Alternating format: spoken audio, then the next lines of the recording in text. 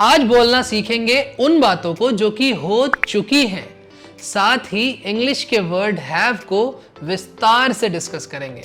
Let's get started.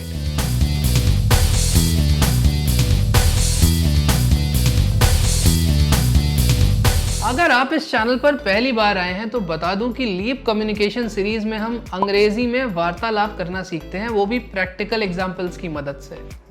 फिलहाल हम ये सीख रहे हैं कि दूसरों को अपना इंट्रोडक्शन कैसे देना चाहिए। अपने पिछले वीडियो में हमने उन बातों को बोलना सीखा जो कि हो रही हैं, जैसे मैं लखनऊ में रह रहा हूँ, मैं TCS लखनऊ में काम कर रहा हूँ। हमने डिस्कशन किया वर्ब के प्रेजेंट पार्टिसिपल फॉर्म का। हमने ये जाना कि जो हिंदी का शब्द हूँ होता है वो अंग्रेजी में कैसे कैसे यूज़ होता है। अगर आपने वो वीडियो अभी तक नहीं देखा है तो आई वुड रिकमेंड कि आप उस वीडियो को पहले देखें, क्योंकि ये दोनों वीडियोस आपस में रिलेटेड हैं। Hello and welcome to simply soft skills. दोस्तों, हमारे इंट्रोडक्शन में केवल एक सेंटेंस ऐसा है जो हमने अभी तक कवर नहीं किया है, और वो सेंटेंस है मैंने दिल्ली यूनिवर्सिटी से इंजीनियरिंग करी है। आज हम इस सेंटेंस को इंग्लिश में बोलना सीखेंगे। चलिए देखते हैं कैसे। स्टेप नंबर 1, इस सेंटेंस को प्रोनाउन के हिसाब से रीअरेंज करते हैं। मैंने है करी इंजीनियरिंग से दिल्ली यूनिवर्सिटी। मैंने हमारा हो जाएगा प्रोनाउन आई है। इस प्रकार के सेंटेंसेस में है के लिए हैव शब्द का यूज करते हैं। आई हैव करी, ये क्या है? कर होता है क्रिया शब्द डू, जिसको बोलते हैं इंग्लिश में। ये उसी का एक प्रकार है जो कि पास्ट में हो चुका है, तो इसके लिए हम क्रिया का पास्ट पार्टिसिपल फॉर्म यूज करते हैं। तो हमारी जो क्रिया है वो है डू, उसका पास्ट पार्टिसिपल फॉर्म होगा डन।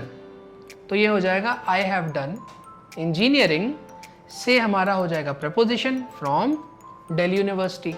तो हमारा जो सेंटेंस बनेगा वो होगा I have done engineering from Delhi university. अपने पिछले वीडियो में हमने देखा था कि कैसे किसी वर्ब के आगे ing लगाने पर बन जाता है उसका प्रेजेंट पार्टिसिपल फॉर्म। वर्क हो जाता है working, sleep sleeping, talk talking and so on.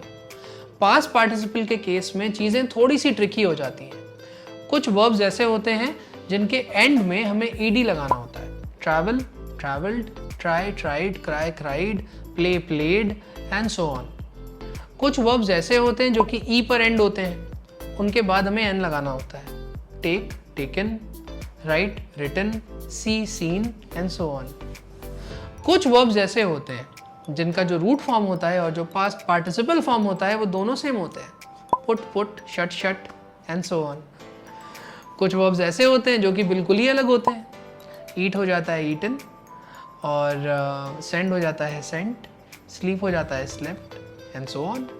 तो फिर कैसे याद रखा जाए? मेरे हिसाब से बोल के। जैसे जैसे हम इन वर्ब्स को अपने बोलचाल में यूज़ करते जाते हैं वैसे वैसे हमको ये अपने आप ही याद होते जाते हैं। या फिर अगर हम रीड कर रहे हैं और इस प्रकार के सेंटेंसेस हमारे सामने आते हैं तो हमको उन पे ध्यान देना चाहिए कि भाई यहाँ पे जो वर्ब का फॉर्म यूज़ हुआ है पास्ट पार्टिसिपल, वो दिख कैसा रहा है। उसके लास्ट में एन लगा है, ed लगा है, या फिर वो एकदम ही अलग है, या फिर वो सेम है। तो जैसे जैसे हम इन चीज़ों पर ध्यान देते हैं वैसे वैसे चीज़ें हमें अपने आप याद हो जाती हैं। हमें ज़्यादा रटने पर फोकस नहीं करना चाहिए। हमें एक बार वो चीज़ सीखनी चाहिए और उसके बाद बार बार प्रैक्टिस करनी चाहिए। अगर हम एक वर्ब को अगर हम 5-6 बार भी प्रैक्टिस कर लेते हैं तो आई एम श्योर कि वो वर्ब हमें बहुत टाइम तक याद रहेगा। मतलब ज़रूरत नहीं पड़ेगी हमको उसको रटने की। चलिए अब कुछ प्रैक्टिकल एग्जाम्पल्स देखते हैं। मान लीजिए कि आप ट्रैवल कर रहे हैं और आपको किसी को बताना है कि मैं एयरपोर्ट पहुंच गया हूं, तो आप कहेंगे मैं हूं पहुंच गया airport. I have reached the airport, I have reached the bus station, I have reached the railway station.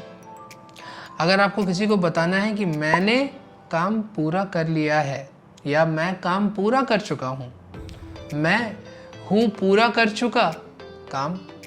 I have completed the work. मैं ईमेल भेज चुका हूँ, मैं हूँ भेज चुका email. I have sent the email. मैं फ्रेंड्स देख चुका हूँ, मैं हूँ देख चुका friends. I have watched friends. मैं सब्जियाँ काट चुका हूँ, मैं हूँ काट चुका सब्जियाँ। काटने को कहते हैं cut. I have cut the vegetables, क्योंकि कट का जो पास्ट पार्टिसिपल फॉर्म होता है वो भी कट होता है। मैं दरवाज़ा बंद कर चुका हूँ। मैं हूँ बंद कर चुका दरवाज़ा। I have shut the door, क्योंकि शट का पास्ट पार्टिसिपल भी शट होता है। मैं दवाई ले चुका हूँ। मैं हूँ ले चुका दवाई। I have taken the medicine. मैंने कई देशों की यात्रा करी है। मैंने है करी यात्रा कई देशों की। I have travelled to many countries. अब आपके लिए कुछ something is wrong with my life today. अब आपके लिए कुछ सेंटेंसेस जिनको आपको इंग्लिश में ट्रांसलेट करके कमेंट करना है। मैं ईमेल प्राप्त कर चुका हूँ। मैं काम शुरू कर चुका हूँ। मैं राम से बात कर चुका हूँ। मैं YouTube पर कंटेंट पोस्ट कर चुका हूँ। मैं पेट्स को खिला चुका हूँ। मैं किताब पढ़ चुका हूँ। अब देखते हैं कि हैव का इस्तेमाल किस किस तरह से हो सकता है। अगर आपको ये बोलना है कि मेरे पास एक घड़ी है, तो आप बोलेंगे आई हैव अ वॉच। मेरे पास एक बिल्ली है, आई हैव अ कैट। मेरे पास एक घर है, आई हैव अ होम। मेरे पास एक कार है, आई हैव अ कार। मेरे पास एक प्रॉब्लम है, आई हैव अ प्रॉब्लम। मेरे पास एक सॉल्यूशन है, I have a solution. Have का इस्तेमाल खाने पीने के लिए भी होता है। जैसे अगर आपको बोलना है कि मैं लंच कर रहा हूँ, तो ये आप कह सकते हैं आई एम हैविंग लंच। मैं चाय पी रहा हूँ, आई एम हैविंग टी।